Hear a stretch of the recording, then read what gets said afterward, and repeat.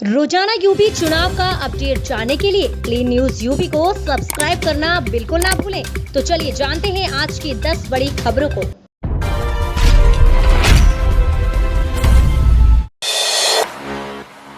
गन्ना किसानों के लिए अच्छी खबर, योगी सरकार ने भुगतान के लिए चीनी मिलों को दिए 553 करोड़।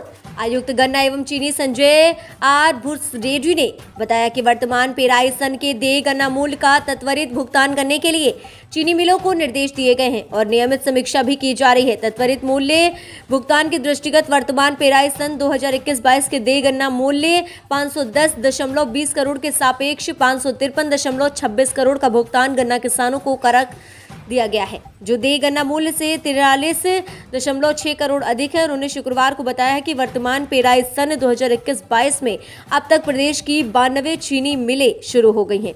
निगम क्षेत्र 1, सहकारी क्षेत्र 17 और निजी क्षेत्र की 74 चीनी मिलें चल रही हैं। यूपी के उप मुख्यमंत्री दिनेश शर्मा ने प्रयागराज दौरे में भाजपा के कार्यों का किया बखान, कांग्रेस पर किया तंज।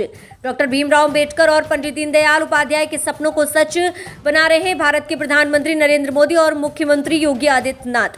पूर्व की सरकारों में हर तरफ अव्यवस्था और मूलभूत सुविधाओं की कमी होती थी, अब स्थितियों को सुधारने के लिए कार्य हो रहा है।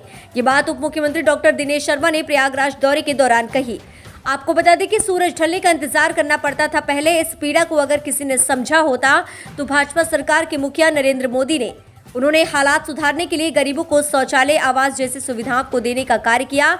24 तक सभी को पक्की छत देने का वादा प्रधानमंत्री ने स्वयं किया है।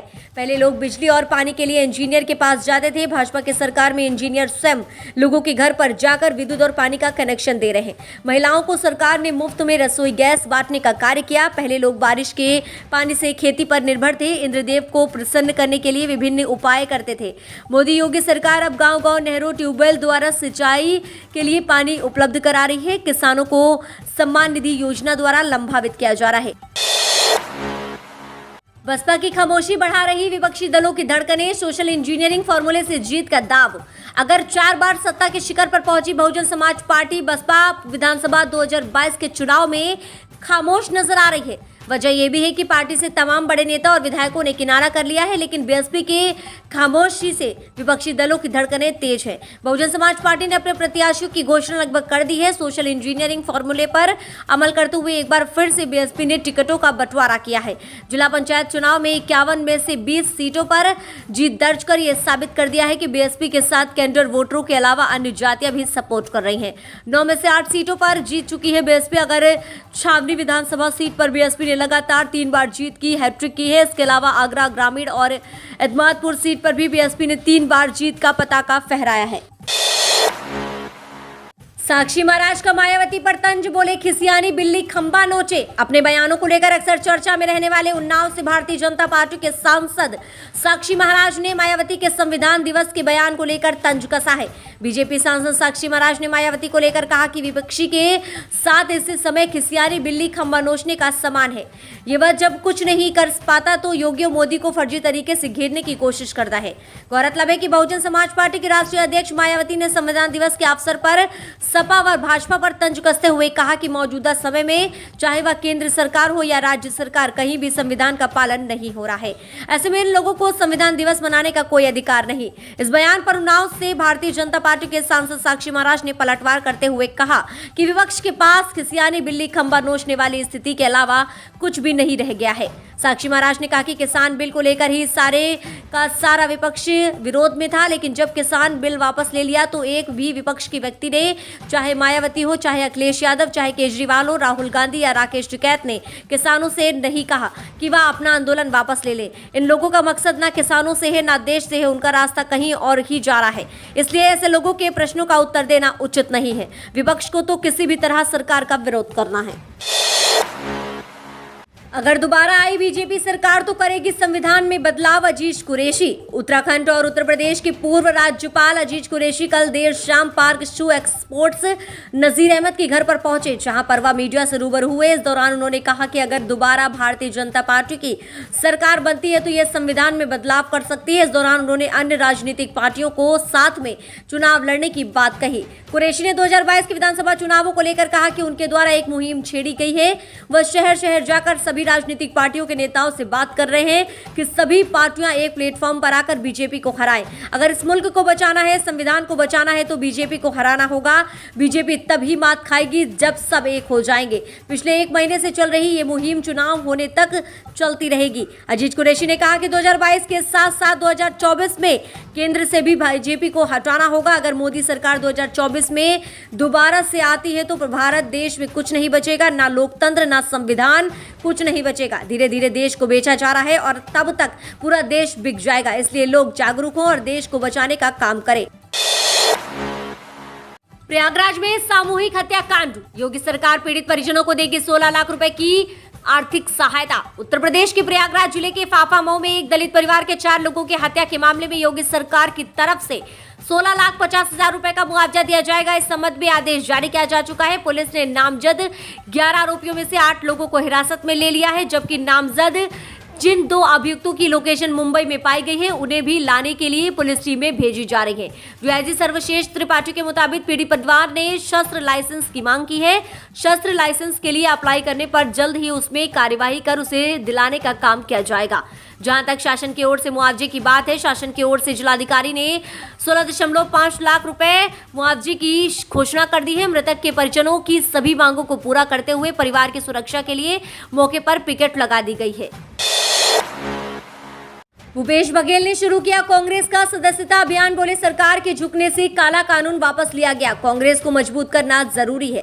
छत्तीसगढ़ के सीएम और यूपी कांग्रेस चुनाव समिति के चेयरमैन भूपेश बघेल ने शुक्रवार को उत्तर प्रदेश में नए सदस्य बनाने के लिए महाअभियान की शुरुआत की है। यह अभियान अगले 15 दिनों तक प्रदेश भर में चलाया जाएगा। इसके तहत पार्टी में 1 करोड़ नए सदस्य जोड़े जाएंगे। भूपेश बघेल ने कहा कि आज संविधान दिवस है, लाखों कार्यकर्ता जेल गए तब जाकर आजादी मिली। यदि हमें संविधान न मिला होता तो आज आजादी अधूरी रहती। पार्टी के नेताओं ने आजादी दिलाई, सारे नेता जिन्होंने आजादी के साथ साथ अधिकार भी दिलाया। ऐसी पार्टी का सदस्य होने का मुझे गर्व है। जब देश आजाद हुआ था तब हमारे पास कुछ नहीं था, बीच में सुई तक नहीं बनती थी। यही वो देश है जहां अनाज की कमी थी, लेकिन इंदिरा गांधी ने हरित क्रांति लाई थी। सरकार आज झुकी है, इसलिए काले कानून को वापस ले लिया गया है। आजमगढ़ में पराली जलाने पर 20 किसान कृषि विभाग के अनुदान से होंगे वंचित। खेत में पराली जलाने के मामले में कृषि विभाग ने 20 किसानों पर कार्यवाही की प्रक्रिया शुरू कर दी है। पराली जलाने की सूचना मिलने के बाद हुई जांच में 20 किसान दोषी मिले थे। इन किसानों पर कृषि विभाग ने अर्थदंड लगाया है। एसडीएम स्तर से अर्थदंड की वसूली की कार्यवाही शुरू कर दी गई है। वहीं प्रधानमंत्री किसान सम्मान निधि समेत कृषि विभाग से मिलने वाले अनुदान व सुविधाओं से वंचित करने की भी संस्तुति कर दी गई है। उप कृषि निर्देशक संगम सिंह ने बताया है कि खेत में पराली जलाने के मामले में हुई जांच में 20 किसान दोषी मिले हैं। इन किसानों के खिलाफ अर्थदंड वसूली की कार्यवाही की जा रही है। साथ ही दोषी 20 किसानों को प्रधानमंत्री किसान सम्मान निधि योजना के अंतर्गत दिए जा रहे हैं। धनराशि तथा कृषि विभाग से संचालित समस्त योजनाओं के लाभ से वंचित करने की संस्तुति शासन से कर दी गई है। उप कृषि निर्देशक संगम सिंह ने कहा है कि कृषि इस बार नई व्यवस्था के अनुसार पराली जलाने पर एफआईआर दर्ज न करने के निर्देश है, लेकिन पराली जलाने पर पकड़े जाने पर किसानों से अर्थदंड की वसूली की जा रही है।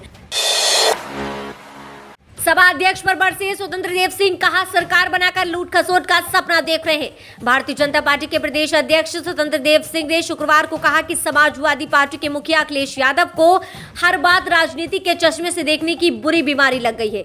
यही कारण है कि संविधान दिवस जैसे पवित्र दिन भी वे कुत्सित राजनीति से ऊपर नहीं उठ पाए। उन्होंने कहा कि आज का दिन जब पूरा देश भारत रत्न बाबा साहेब डॉक्टर भीमराव अंबेडकर को याद कर रहा है और उनके आदर्शों पर चलने का संकल्प ले रहा है, तो सपा मुखिया को चुनाव याद आ रहे हैं। स्वतंत्र देव सिंह ने कहा कि जब से मंच पे अखिलेश यादव दबे कुचले वंचितों शोषितों और गरीबों के उत्थान की बड़ी बड़ी बातें कर रहे थे, तो वे भूल गए कि अनुसूचित जाति गरीबों और वंचितों पर सबसे ज्यादा अत्याचार सपा कार्यकाल में ही हुआ था। सबसे ज्यादा दलित उत्पीड़न के मामले सपा कार्यकाल में ही सामने आए थे। पार्टी के राज्य मुख्यालय पर पत्रकारों से वार्ता करते हुए स्वतंत्र देव सिंह ने कहा कि उत्तर प्रदेश में कानून व्यवस्था कितनी सख्त है कि माफिया और गुंडे अंतिम सांसें ले रहे हैं। प्रदेश में बेटियां आधी रात में कहीं भी आ जा सकती हैं। आज प्रदेश में बेटियां राज्य और देश के विकास में अपना योगदान दे रही हैं। उन्होंने कहा कि कनेक्टिविटी के क्षेत्र में भी हम आगे बढ़ रहे हैं। जीरो टॉलरेंस की नीति के चलते अपराधियों को बेल नहीं जेल पसंद आ रहा है। उत्तर प्रदेश 2022 विधानसभा चुनाव के नजदीक आते ही सियासी हलचल तेज होती नजर आ रही है। सभी पार्टियां एक दूसरे पर हमलावर हैं। सभी पार्टियां बड़े बड़े दावे और ऐलान कर चुकी हैं। सबसे बड़ा सवाल यही कि किसको हासिल होगी यूपी की कुर्सी। क्या योगी आदित्यनाथ एक बार फिर से हासिल कर पाएंगे जीत की कुर्सी या बाजी पलट देंगे अखिलेश यादव। इसी बीच आज हमने आपके लिए ताजा ओपिनियन पोल लेकर आए हैं कि जनता किसे अपना मुख्यमंत्री बनाना चाहती है। आइए ओपिनियन पोल के जरिए हम जानते हैं इस बात को।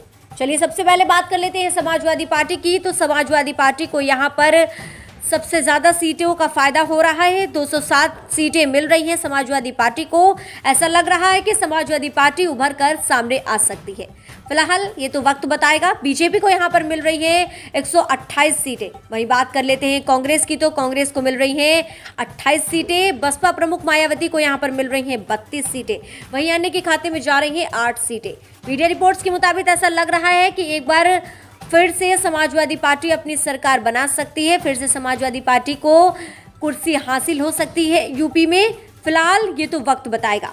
आपके हिसाब से कौन सी पार्टी सरकार बना सकती है, कौन सी पार्टी उत्तर प्रदेश में मुख्यमंत्री बन सकती है, हमें कमेंट के माध्यम से अपनी राय जरूर दें। आपकी राय हमारे लिए बेहद जरूरी है।